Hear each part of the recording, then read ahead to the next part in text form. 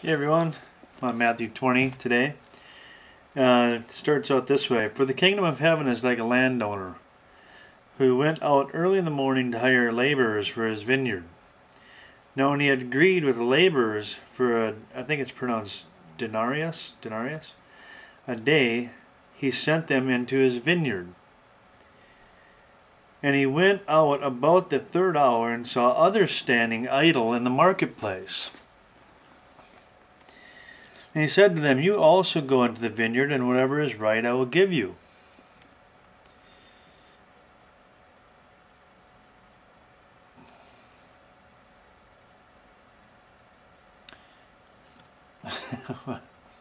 Lost my spot. Okay. Okay, so they went. Okay. Again he went out about the 6th and 9th hour, and he did likewise. And about the 11th hour he went out and found others standing idle. And he said to them, Why have you been standing here idle all day? They said to him, Because no one hired us. He said to them, You also go into the vineyard, and whatever is right you will receive. So when evening had come, the owner of the vineyard said to his steward, Call the laborers and give them their wages, beginning with the last to the first. And when those who came who were hired about the 11th hour, they each received a denarius. But when the first came, they supposed that they would receive more, and they likewise received each a denarius. Isn't that just like us? Isn't that just like human nature? We agreed to one thing, but then we see somebody else getting something, and all of a sudden we think we're entitled to more. So what does Jesus say in this parable? It says, and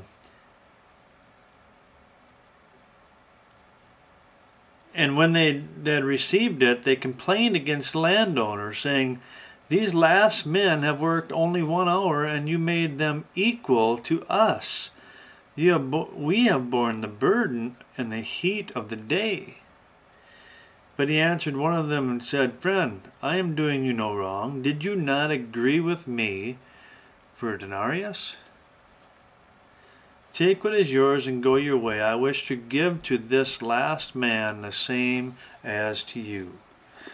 So it was with the guy, the thief on the cross. He got saved in the last minutes of his life. You know, those of us that are saved now, we have the blessing of serving our King for the rest of our life. If your stance is, oh man, I wish I'd have ate, drank, and been merry for longer, and got saved at that last possible moment so I could feed my flesh until then, that's a dangerous spot to be in. That's a dangerous mindset. The condition of your heart is such that he might just harden it to the point where you won't even surrender and humble yourself to him when the opportunity has presented itself. I don't know. I've heard somebody say once that, you know, by God's grace, he gives people more an opportunity to receive his free gift of salvation. And they put their hand up and they're not interested. And they're blinded to the truth. And he gives them another chance. And you know, Satan didn't get a second chance. The fallen angels didn't get a second chance. They screwed up, done. How many times are you going to turn it down before you get cut off and he says, done? Your heart is hardened, you're blinded from the truth, and that's it.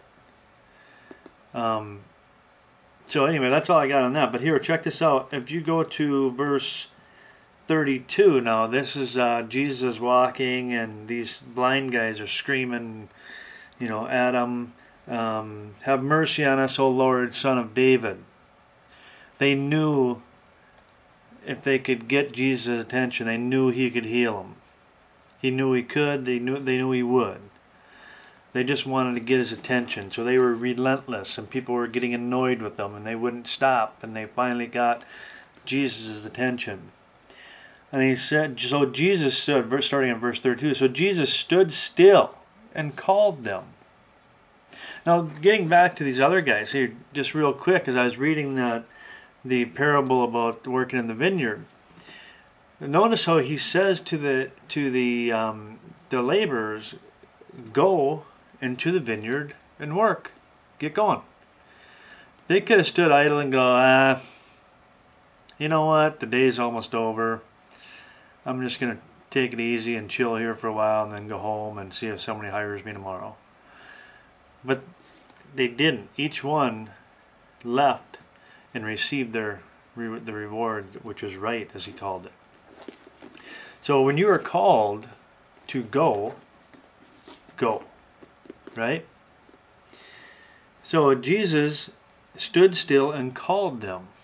And he said, "What do you want me to do for you?"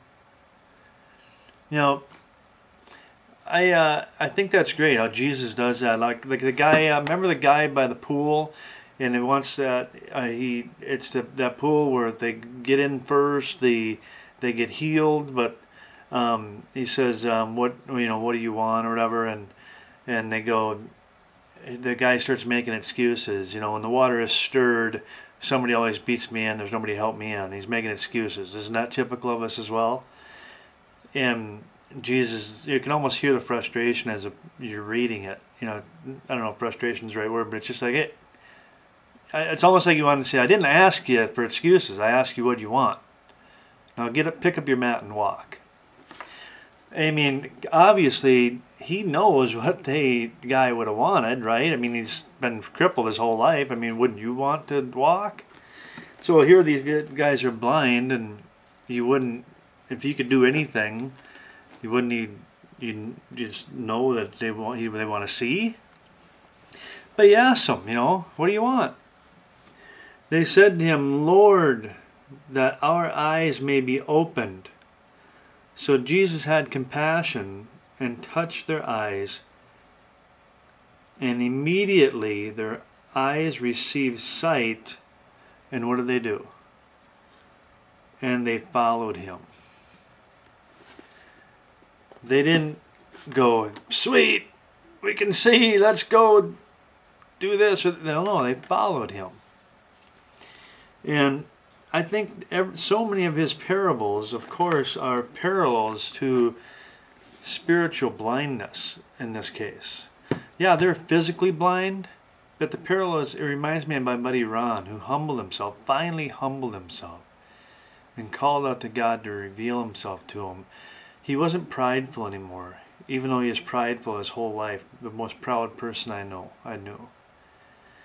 And he finally humbled himself and said, "Lord, reveal yourself to me." He wasn't looking for an argument anymore, because he argued for long enough. He wasn't looking for excuses. He wasn't looking for anything but the truth. He humbled himself and basically said, "I want to see." He's spiritually blind. He basically said, "I want to see." And Jesus opened up his eyes and he seen the truth. He got saved. 8 months later he died. God bless you all. We'll see you.